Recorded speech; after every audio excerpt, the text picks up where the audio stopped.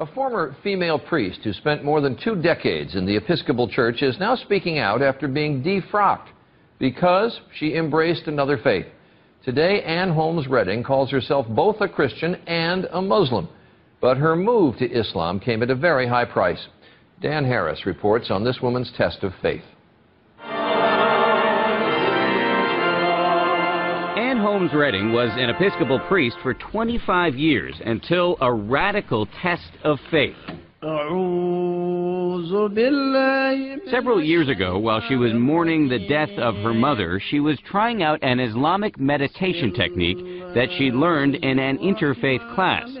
And that, she says, is when it happened. It came with such clarity and such power that I could understand it as nothing else but an invitation from God. In fact, she says it was Jesus himself who led her to Islam.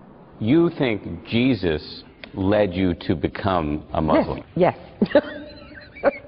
Yes. You're laughing. Because I know it doesn't make sense to people. Now, Redding not only prays in church, but she also prays 5 times a day to Allah. In Islam, Jesus is viewed as a prophet.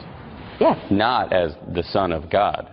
Yes, you're right. So yours is a radical rethink of the Christian scriptures, a rethink that a lot of people would call heretical. Yes, and do. Loudly. This spring, the Episcopal Church revoked Redding's right to be a priest.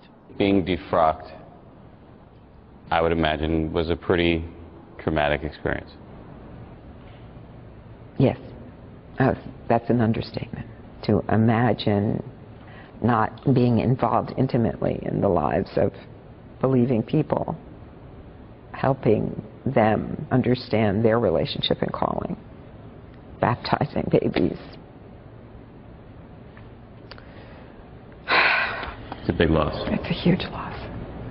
Redding admits she still struggles to explain her transformation, even to herself.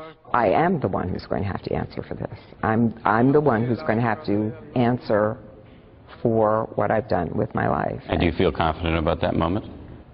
It's in the best of hands. Dan Harris, ABC News, New York.